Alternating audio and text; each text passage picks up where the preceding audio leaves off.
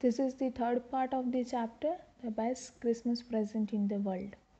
अब जब ऑथर ने ये लेटर पढ़ा तब उन्होंने क्या किया, I folded the letter again and slipped it carefully back into this its envelope. अब ऑथर ने ये लेटर पढ़ने के बाद उसे फिर से फोल्ड किया लेटर को और उसे वापस से एनवलप में रख दिया। I kept awake all night, पूरी रात ऑथर जगे रहे। By morning I knew what I had to do, उन्हें सुबह तक पता था कि उन्हें अब क्या करना है। I drove into Bridport just a few miles away. अब ऑथर ब्रिडपॉट गए गाड़ी चलाकर और वहाँ पर वो जो था ब्रिडपॉट वो कुछ ही दूरी पर था। I asked a boy walking his dog where Copper Beeches was. वहाँ पर ब्रिडपॉट पर एक बॉय था, एक लड़का था जो अपने डॉग के साथ चल रहा था और ऑथर ने पूछा कि कॉपर बीचीज कहाँ है।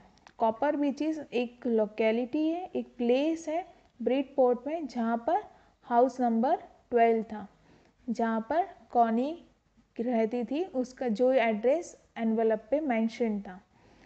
House number 12 turned out to be nothing but a burned house shell, the roof gaping and the window boarded up. जब ऑथर हाउस नंबर 12 पर पहुँचे तो उन्होंने देखा कि वहाँ पर एक जला हुआ घर था, जला हुआ एक शेल था, उसकी जो रूफ थी, उसकी जो छत थी उसमें गैप था, उस पर एक स्पेस थी, वो खुली थी, वो जो रूफ थी, छत थी, वो खुली थी उस घर की। जो विंडो थी वो बोर्डेड अप, जो विंडो थी उसके अंदर लकड़े लगा रखे थे। I knocked at the house next door and asked if anyone knew the whereabouts of a Mrs. Macpherson. अब मैंने जो हाउस नंबर 12 के पास में एक घर था वहाँ पर गया, मैंने वहाँ पे खटखटाया और पूछा कि क्या आप में से कोई मिसिस मैकफर्सन को जानता है। Oh yes, said the old man in his sleeper. He knew her well. हाँ, ओल्ड मैन जो उस घर में था, ओल्ड मैन ने कहा हाँ, और उन्होंने स्लीपर्स पहन रखी थी। ओल्ड मैन ने कहा हाँ मैं जानता हूँ और मैं उसे बहुत अच्छे से जानता हूँ। A lovely old lady, he told me, a bit muddle headed, but at her age she was entitled to be, wasn't she. Old man ने कहा हाँ मैं मिसेस मैकफर्सन को जानता हूँ, वो बहुत ही प्यारी ओल्ड लेडी है, उन्होंने मुझे ये कहा, और वो थोड़ी सी मडल हेडेड है। मडल हेडेड मतलब वो थोड़ी सी कंफ्यूजिंग है, वो थोड़ा हमेशा कंफ्यूज रहती है, पर अब उसकी एज ही इतनी है कि वो उस चीज़ की हकदार है। क्या वो नहीं है? उसकी एज क्या थी? 101 years old.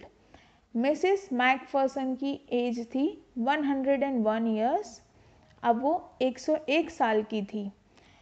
She had been in the house when it caught fire.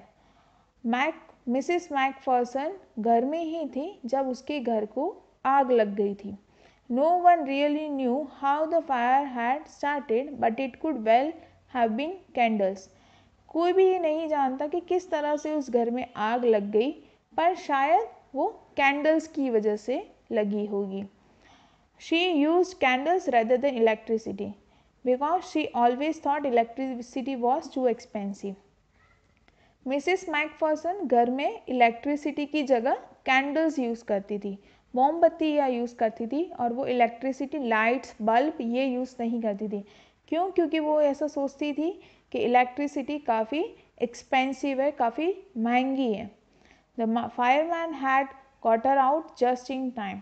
जो फायरमैन थे, जो आग बुझाने आए थे, उसने मिसिस मैकफर्सन को बचा लिया था और घर से निकाल दिया था। She was in a nursing home now, he told me, Burlington House on the Dorchester Road on the other side of the town. Old man ने ऑथर को बताया कि अब मिसिस मैकफर्सन कहाँ पर रहती है? नर्सिंग होम में, जो टाउन की दूसरी साइड में है, डॉर्केस्टर रोड पर, और उस नर्सिंग होम का नाम है Burlington house. I found Burlington house nursing home easily enough, और मुझे बर्लिंगटन हाउस बहुत ही आसानी से मिल गया, वो नर्सिंग होम बहुत ही आसानी से मिल गया। There were paper chains up in the hallway and a lighted Christmas tree stood in the corner with a lopsided angle on top. जब ऑथर अंदर गए तो जो हॉलवे था, जो पैसेज एक गली होती है जहाँ पे आजू बाजू घर होते हैं, घर इन द सेंस रूम्स होते हैं, तो एक जो रास्ता होता है आजू बाजू उस रूम्स थे, और वो जो पैसेज था, वो जो हॉलवे था रास्ता, उस पर पेपर चेन्स लगी हुई थी। डेकोरेटेड एक आइटम होती है, वो पेपर चेन्स लगी हुई थी, और एक क्रिसमस ट्री था वहाँ पर, उस पर लाइट लगी हुई थी, और उसके जो कॉर्नर था वहाँ पे एक लॉपसाइडेड मतलब तिरछा एक एंगल लगा हुआ था, that is a cross sign. I said I was a friend come to visit Mrs. Macpherson to bring her a Christmas present. मैंने कहा कि मैं मिसिस मैकफर्सन का फ्रेंड हूँ और मैं यहाँ पर उन्हें क्रिसमस का गिफ्ट देने आया हूँ। I could see through into the dining room where everyone was wearing a paper hat and singing. मैं वहाँ से देख सकता था डाइनिंग रूम में कि वहाँ पर सब ने एक पेपर हैट पहन रखी थी, पेपर की एक कैप पहन रखी थी, और वो लोग सब सिंगिंग गा रहे थे। The matron had a hat on too and seem happy enough to see me. जो नर्सिंग होम की हेड थी उन्होंने भी हैट पहन रखी थी, और उन्हें देखकर ऐसा लग रहा था कि वो मुझे देखकर काफ़ी खुश है। She even offered me a mince pie. उन्होंने मुझे मिन्स पाई भी ऑफ़र किया खाने को। She walked me along the corridor. Mrs. McPherson is not in with the others, she told me. She is rather confused today, so we thought it best if she had a good rest. वो मेरे साथ corridor में साथ में चलने लगी। उन्होंने कहा कि मिसेस मैकफर्सन आज अभी हमारे साथ नहीं सेलिब्रेट कर रहे क्योंकि आज वो थोड़ी कंफ्यूजिंग थी, तो हमें ऐसा लगा कि उन्हें अभी थोड़ी देर रेस्ट करना चाहिए। She has no family, you know one visit. Mrs McPherson की कोई भी फैमिली नहीं है और ना ही कोई उन्हें मिलने आता है नर्सिंग होम में। So I am sure she will be only too please to see you. तो मैं काफ़ी श्योर हूँ कि वो तुम्हें देखकर काफ़ी खुश होगी। She took me into the conservatory with the wicker chairs and potted plants all around and left way. वो मुझे कंजर्वेटरी ले गई विकर चेयर्स के साथ, और आजू बाजू मेरे एक प्लांट्स लगे हुए थे गमलों में, और वो वहाँ पर ही कॉरिडोर में मुझे छोड़कर चली गई। The old lady was sitting in the wheel chair, her hands folded in her lap. एक ओल्ड लेडी थी जो व्हील चेयर में बैठी थी। ये ओल्ड लेडी है Mrs Macpherson. Mrs Macpherson wheel chair में बैठी हुई थी और उनके जो हाथ थे गोदी में ऐसे फोल्डेड थे। She had a silver white hair pinned into the wispy bun. उनके सिल्वर वाइट हेयर थे जो बन बना रखा था उन्होंने हेड पर, विस्पी बन मतलब ढीला बन बना रखा था उन्होंने। ये आप देख सकते हो, बन बना रखा था जो कि विस्पी था मतलब कि ढीला था। She was gazing out at the garden. वो गार्डन की तरफ देख रही थी। Hello I said. She turned and looked up at me vacantly. अब ऑथर ने मिस मैकफर्सन को कहा हेलो, और मिक मैकफर्सन टर्न्ड हुई और उन्होंने वेकेंटली उनकी तरफ देखा। Happy Christmas Connie. Miss author ने कॉनी को हैप्पी क्रिसमस विश किया। I went on.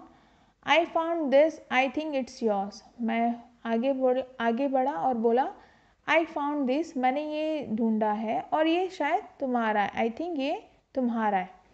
As I was speaking, her eyes never left my face. जब ऑथर बोल रहे थे तो ऑथर ने कहा कि जब मैं बोल रहा था तो मिस मैकफर्सन ने मेरी चेहरे पे से नज़र नहीं हटाई। I opened the tin box and gave it to her. मैंने टिन बॉक्स ओपन किया और उन्हें दिया। That was the moment her eyes lit up with a recognition and her face became suffused with a sudden glow of happiness. जैसे ही मैंने tin box miss Macpherson को दिया तब वो काफ़ी ज़्यादा खुश हो गई। उन्होंने लेटर को पहचान लिया और उनके चेहरे पे एक हैप्पीनेस आ गई थी। I explained about the desk, about how I had found it. अब ऑथर ने उन्हें एक्सप्लेन किया कि किस तरह से डेस्क उन्हें मिला और उस डेस्क के अंदर इन्होंने ये टिन बॉक्स फाइंड किया। But I don't think she was listening, पर मुझे ऐसा नहीं लग रहा था कि शायद वो मुझे सुन रही है. For a while she said nothing but stroked the letter tenderly with her fingertips. और मैक पर्सन ने कुछ भी नहीं बोला जब मैं उसे कुछ बता रहा था. वो जो एनवलप था, लेटर था, उसको कोमल तरीके से फुसला रही थी, उस पर हाथ घुमा रही थी. Suddenly she reach out and took my hand. Her eyes were filled with tears. अचानक से उन्होंने मेरा हाथ पकड़ा और उनकी जो आंखें थी वो आंसू से भर गई थी. You told me you would come home by Christmas dearest, she said. अब मिसिस मैकफर्सन को ऐसा लगा कि जो ऑदर है वो जिम है, उनके हस्बैंड है. तो उन्होंने कहा कि मुझे पता था, तुमने कहा था कि मैं क्रिसमस में आऊँगा.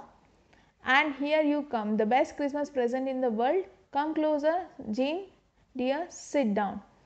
मिस मैकफर्सन ने कहा कि ये मेरा क्रिसमस का बेस्ट गिफ्ट है अभी तक का, और प्लीज़ मेरे पास आओ जिम और मेरे पास बैठो.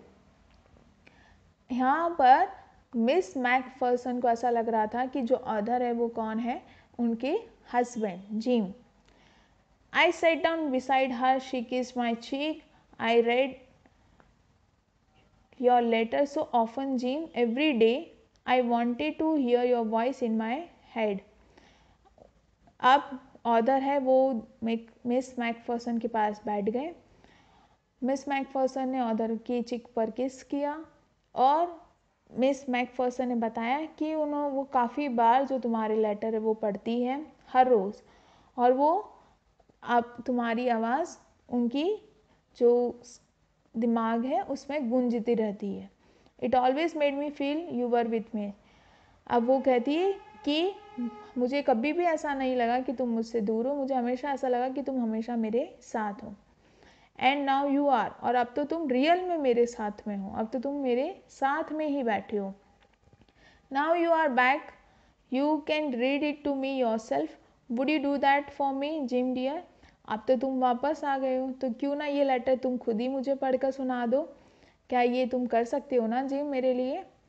आई just want to hear your voice again. मैं तुम्हारी आवाज़ फिर से सुनना चाहती हूँ. I would love that so much, और वो मुझे बहुत पसंद आएगा.